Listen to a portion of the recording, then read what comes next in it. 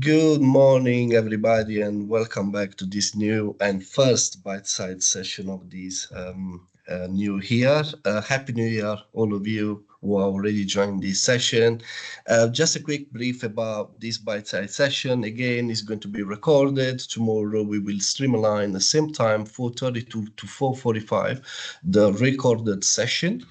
This session it may probably take less than 15 minutes. Is going to be probably a recap of where to find all the past recorded from Bitesize CPD. I will share with you the staff info point later on when Mark Hyde will finish to present this today's session.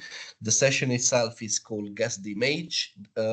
This session will explore a fun and collaborative learning recap activity which promotes critical understanding, evaluation, and interaction amongst learners.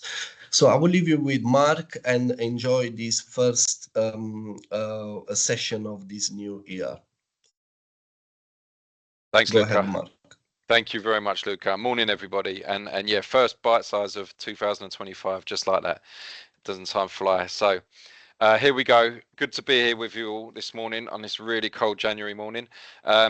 Going to look at an activity today, sorry, called Guess the Image, which we briefly looked at SLD Day on Monday, but we went through it really quick at SLD Day on Monday. So I thought it'd be an opportunity just to explore some of the pedagogy beneath it and show some examples of how I've used this in my practice and how you might adapt it for your own practice. So let's go on to some aims. So as I said, we're going to share and engage in active learning activity, which creates a sense of fun and competition in the learning environment. As always, we're going to look at how this activity links to and sits on the TLA framework, sits within the TLA framework, and we're going to consider the pedagogy that underpins this activity, which makes this activity worthwhile for our learners. So as always with Bitesize, we just really briefly mention why we're doing this. We do this because we want to every week as a TLA team, we want every week just have a little drop-in space for CPD, and we want to offer you as all staff, all teaching staff, we want to offer you one learning activity you can just really easily take and plug into your practice and use in your practice. We also want to bring the TLA framework to life. So we're all really familiar with the framework, but we want to show you some activities that sit within the framework so you can see what core, enhanced, or expert practice looks like. Our pledge to you is that we'll always be on time. As Luca said, I probably won't need the whole 15 minutes today. I'll try and be quick, but we'll never overrun the 15 minutes. We're really conscious of your time. We'll always provide quality and we'll always give you one resource or activity you can take away and use in your own practice. So as always, here's our TLA framework, which you're all very familiar with by now. The learning activity I'm going to share today will sit firmly within enhanced practice because it's all about interactive and collaborative and collaborations, learners collaborating with each other and increasing and practicing their sort of critical and evaluative understanding of the learning content. Having said that, depending on how you run this activity, it could push into the expert practice bracket. To do that, you would need to get the learners to build the content themselves. So the actual lesson resource would have to be built by the learners and then facilitated by the learners. But it's quite an easy transition if you've got a group that are ready for that level of autonomy in their learning. So moving on to the activity, it's called Guess the Image. As I say, we trialed this right at the start of SLD Day. It was the first thing we did, a little quick starter activity. We didn't have much time to talk about it. It's a really, really fun, engaging activity. Sarah Patton from the Adult Core Skills team was actually doing this on our learning walk, and it just worked really great. And it's an activity I've used before in my own practice, and I'm going to share with you how I use that today. But essentially, it's really easy to prepare. It's quick, it's sharp, it's really, really bouncy. The learners don't get time to sort of come into a classroom and sit there and get bored. Learners are straight away engaged. They're interested in the activity. They want to take part. It works really well as a starter activity. It's engaging for learners, and it's a chance for them to collaborate in a fun way. Remember, our education should be fun. Of course, there's always got to be substance to that fun, not just fun for the sake of it, but there's no reason that our learning shouldn't be fun. It's great for recapping learning material and addressing any gaps in knowledge, so finding those gaps in knowledge as well. It's easy to keep score if you want to create a sense of competition, if your learners are into that. I know my learners love a bit of competition. So if you keep a score for in instances where students guess the correct image, then you can create a sense of competition really easily. And it can either last for a few minutes, as I say, as a starter activity. You could do a little 5-minute warm up and just get everyone the lesson off to a really engaging start, or it could extend into a longer activity, and you could run it over, 20 minutes to half an hour if you wanted to make it a bit more of a central focus of the lesson.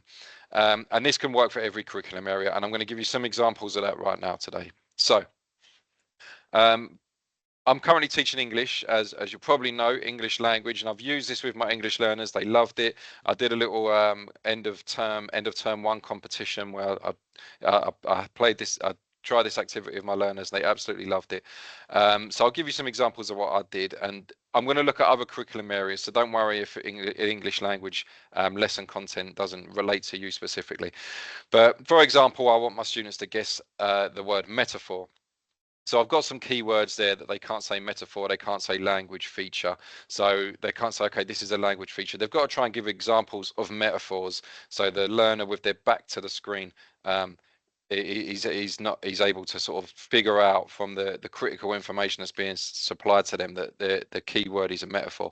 And that is a key part of this activity that I should have really mentioned, which I didn't. But what you need to do first of all is get your learners in teams, and then each team will take it in turn to have a go, and one member of that team will turn their back to the screen so they can't see this image that you're seeing on my screen right now. Really key part to this activity, because it doesn't work without that, and I should have mentioned that before.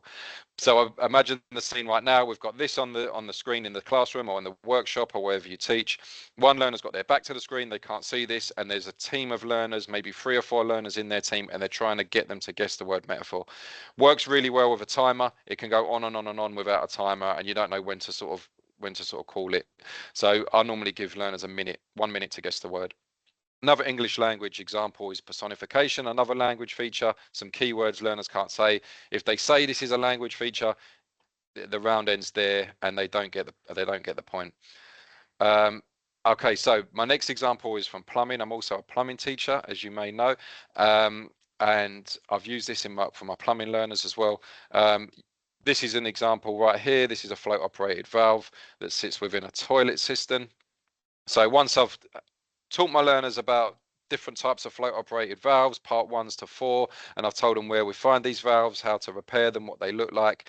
A little bit of a learning recap. I can run this activity for 5 minutes, show examples of different valves, and again, you've got your keywords. Learners can't say part 4, float operated valve, toilet, WC. These things are all they're going to give it away too easily. So we're going to ask our learners to show the depth of their understanding in how the team of learners describe the picture, and also how the learner with their back to the screen understands the picture. Another one from the world of plumbing, really easy. Tools, maybe they're level 1 learners and you're just trying to get them to understand what different tools are. So I'm going to show them an adjustable spanner, and they've got to figure out what tool it is by the description. We've got our keywords again. Now, also just for a bit of fun, as like an exit ticket or a starter activity, if you just want to create some energy and a bit of buzz, it hasn't got to be curriculum specific. But as you can see, it can work easily in any curriculum area. You could just use some miscellaneous ones. So you could just take something from, just a random example like Instagram, and they've got to get their teammate to guess this word without using these keywords, social media, pictures, photos, within a minute, or something like Pringles or whatever it may be, just to create a bit of sense and a sense of fun and a bit of energy in the classroom. Or you might want to go down the route, if you've got a really sporty group, you might want to ask them to start guessing some football teams. I know Arsenal. And if we're talking about football teams, I've got to mention Leyton Orient, who are the best team in London, or, possibly the world, actually, which is why it's in the keywords there, the best football team in the world.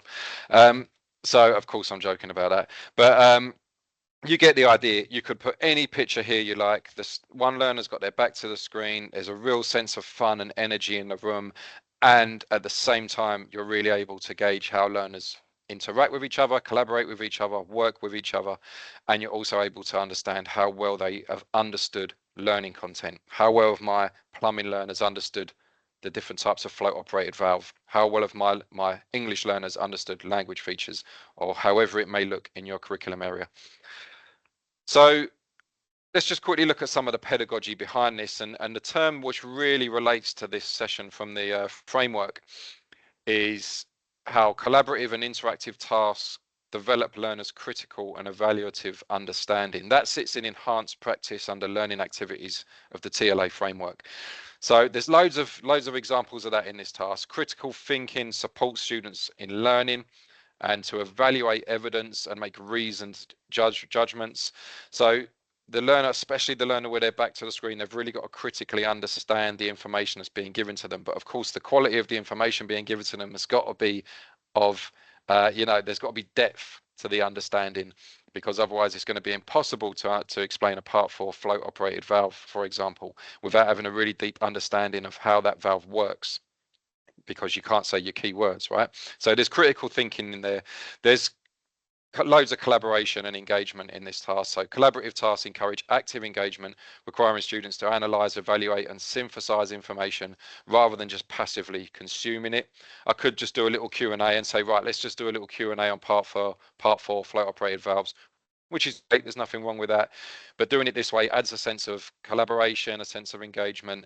And I'm also able to see, okay, these learners, there's some gaps in knowledge here, but these learners have understood this really well. And then I can plan my future learning to fill in those gaps in learning.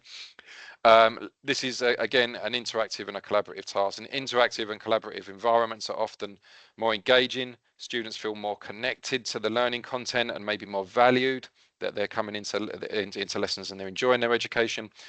And also through engaging in the evaluative process, students learn to approach problems methodically, which is obviously a skill that they're going to need for their future lives, whether it be future education or their employment. So there's problem solving in here as well, right? Because you've got an image on a screen you need to explain without some keywords. So from both sides, of whether they're the students explaining or the student guessing, there's problem solving in here, and students have got to really be evaluative in their understanding of the learning content.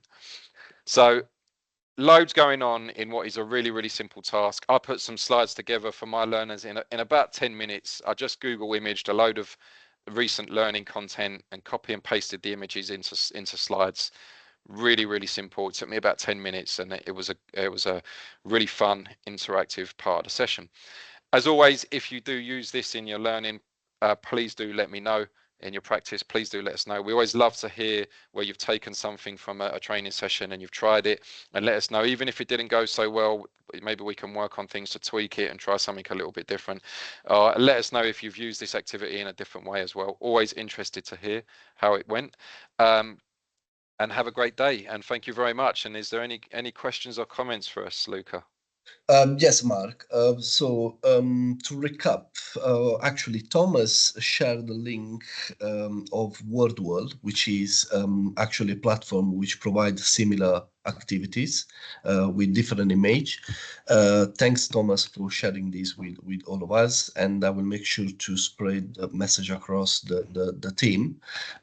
Also, Sylvia, she's thanking you for this session, and she will use the activity today in our classroom. And to conclude, there's Matthew Davis, which actually is addressing a concern, which is pretty much, he makes the point, because he says, how do I use this activity in a classroom with a poorly laid out? He gave us an example of EC 104 and 106, and I guess probably you may have the answer for this. I will, on top of my head, probably I think you can print out some image and use a different way of playing the activity, but probably Mark, you can add a bit more on this. Yeah, believe it or not, Luca, I have actually done this activity in EC, one of those EC rooms. I can't remember which one it was, but I know the room layout in those rooms is tricky. It's a bit challenging because you can't move the desks around. They're sort of screwed down. What I would suggest in that situation, and what I did, and it worked perfectly fine, is I would just pull one chair to the front of the room to sit underneath the screen but facing away from the screen, and I'd bring 3 more chairs to sit in front of that, or however many you've got in a group. So if you've got 4 in a group, 1 chair to sit in front of the screen, and 3 more chairs in front of that. And when it's that team's turn to take part in this activity, that team get up, they come to the front, they nominate which learner's going to sit away from the screen. They have their 1 minute, If they can guess the image, they get a point. They go back to their space, then you ask the next team to come up. So it's just about dragging some chairs to the front of the room. Would be better if you could arrange the tables into, like, you know, teams, like you force it here, you force it here. But in that room, I know you can't. So I would suggest just bring some chairs up to the front. But as I say, funny enough, I have done this activity in those rooms, and it does work okay. But thanks for the So question, and thanks Thomas and Sylvia as well. thanks all of you. As Errol's just saying right now, he says also as well, physical tools and resource could be also used. So Matthew, hope these help and solve your concern. Thanks all of you for joining us today. And as I said, this session is recorded, will be streamlined tomorrow from 4:30 to 4:45. And thanks again, and see you next week for the new Bitesize session. Have a good day.